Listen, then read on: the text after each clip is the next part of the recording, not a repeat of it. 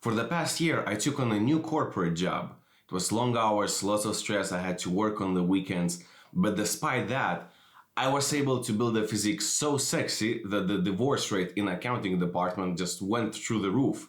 And in this video, I will teach you exactly how I've done it.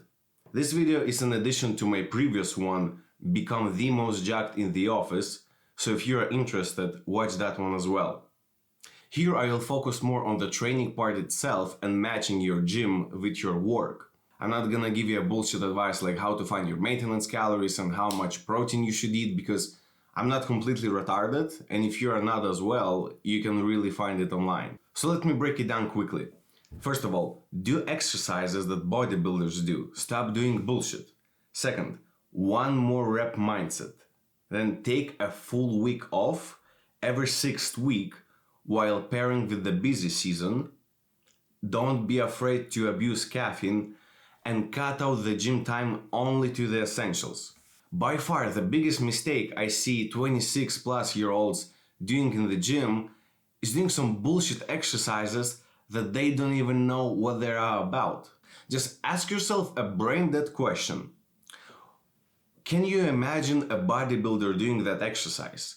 If the answer is no, then you don't do that exercise. Like, older people would do the weirdest shit ever. Like, even with trainers, I would see older guys doing some crazy shit. Like, they take a cable, they pull the cable to standing, they pull the cable towards themselves, and at the same time they lean back with the opposite leg. Turns out this weird stuff even has a name. It's called single leg cable row, but it doesn't change the fact that it's not gonna build you any muscle. So stop doing exercises like this. They will just, or they will start doing some weird shit like doing fast push-ups.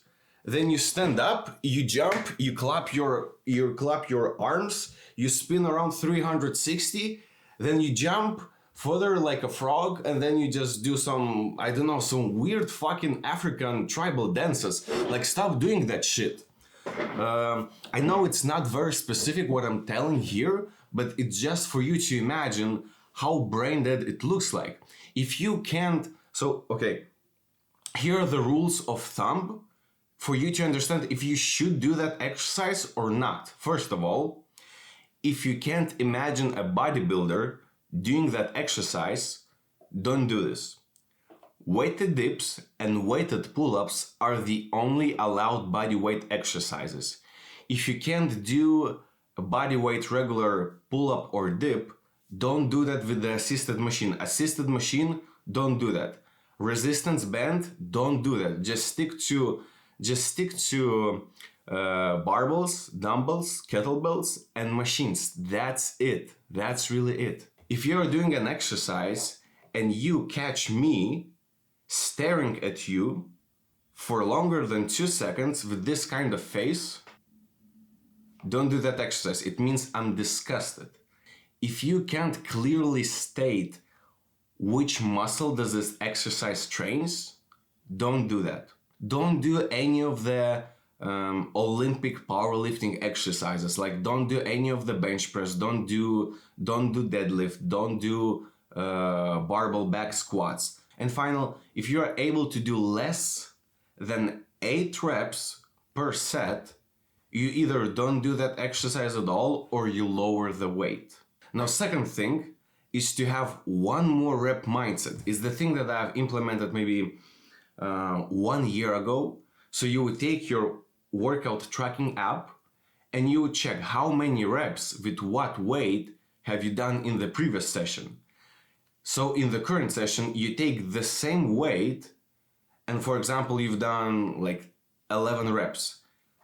So you take the same weight and you tell yourself, now I have to do just one more rep, just one more. I need to do at least 12. At least 12, that's the only thing I need to do. Because progressive overload is the thing that matters the most. Progressive overload is like your 20-80 rule, or 80-20, doesn't matter. It's the thing that drives the most. Now, strength doesn't really equals muscle mass, but it correlates very highly, right?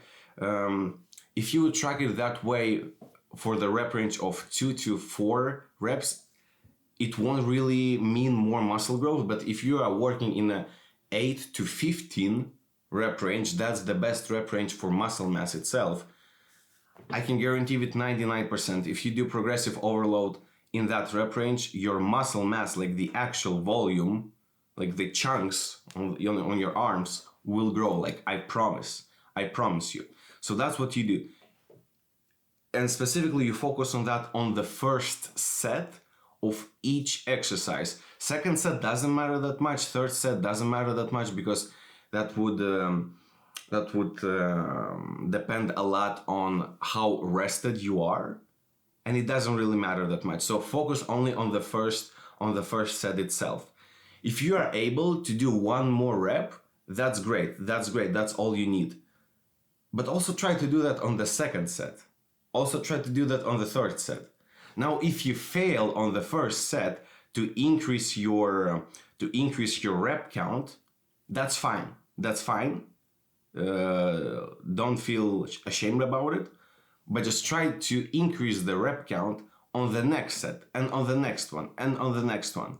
And I promise that's what gave me the fastest progress ever, because you see what was your basically load and intensity on the previous week. So now I can increase it. And trust me, you need only one more. I would always tell myself, I need just one more rep, and that's it. I could basically go home after that. After doing just one set, I could go home, because it means I've done the progressive overload. I've done all I need. Third thing is to take every 6th week off. So every 1.5 months, basically, I would take a complete week off, what most people call a deload week. But deload week, most people, they still go to the gym. They just train with 50% intensity.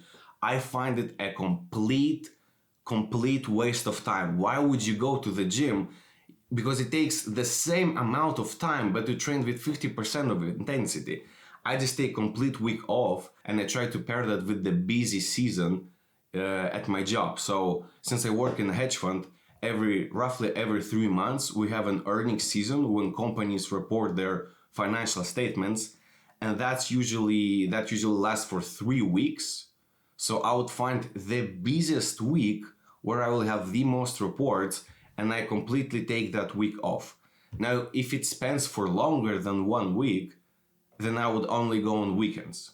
And trust me, every time I take 1 week off, I come back to the gym and my strength has actually increased. I feel much more recovered. I feel stronger. I just feel better. So do the same thing. Fourth thing is, don't be afraid of abusing caffeine. Now the threshold here is 400 milligrams. And for your idea, 1 cup of coffee, like regular sized, I think that's regular size. No, that's bigger than average. That's regular size. 1 cup of black coffee is 50 milligrams. 450. So you could take 8 cups of coffee and you will still be fine. So don't be afraid of using caffeine. When I was bulking, working the same job, I wouldn't really need much more caffeine because I already had more than needed energy from the excess calories. But when I was cutting, I was relying on caffeine a lot. I was really relying on caffeine a lot, mostly because my digestion was fucked.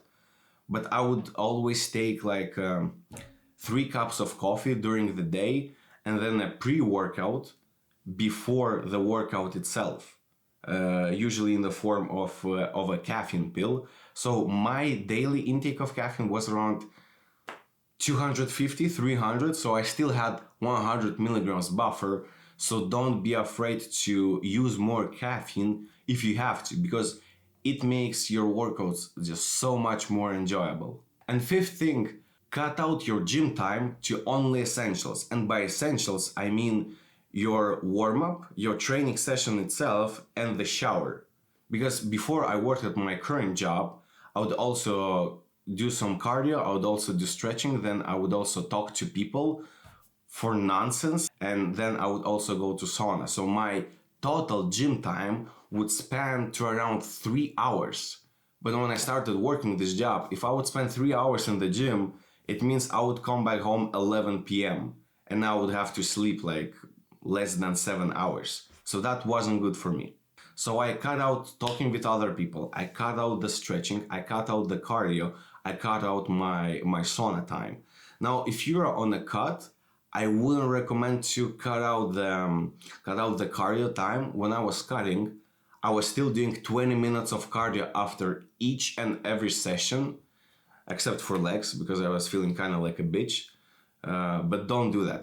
Still go to the gym on weekends, and on weekends do the full stretching session, do the full cardio session. Don't skip out on that, because you sit at the chair for 12 hours per day. After sitting for like 6 months without doing any stretching, without doing any cardio, my flexibility was completely fucked.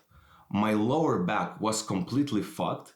My whole back muscles, like all of them, were super dense and stiff and inflexible, and my cardiovascular health got so fucked that I would have to catch up my breath just after leaning to tie my shoes. That's basically the reason why I bought Birkenstock, because they are just slip-ons. You don't have to tie the shoelaces. So really, cut out the gym time only to the essentials. When I was cutting, each and every my gym session was only 55 minutes. Only 55 minutes plus 20 minutes of the cardio itself. So you could say, yeah, like 75 minutes or 1 hour and 15 minutes. But it was still very, very short. So if you have an excuse that you don't have time to go to the gym because of your work and responsibilities, that's an absolute bullshit. Like 1 hour is really all you need. An additional thing that I noticed, like older people do, like 25 to 35-year-old, is that they constantly keep talking to each other. Dude, like, gym is not a fucking book club. You don't come here to do some fucking chit chat. And it's mostly skinny and skinny fat guys that I notice doing that. Like jacked 30-year-olds, they don't spend time constantly talking to other people. Now, I'm not telling you to become like lone Sigma wolf, antisocial guy who doesn't talk to anyone. No, like, don't do that. But just don't spend 30 minutes talking to each other.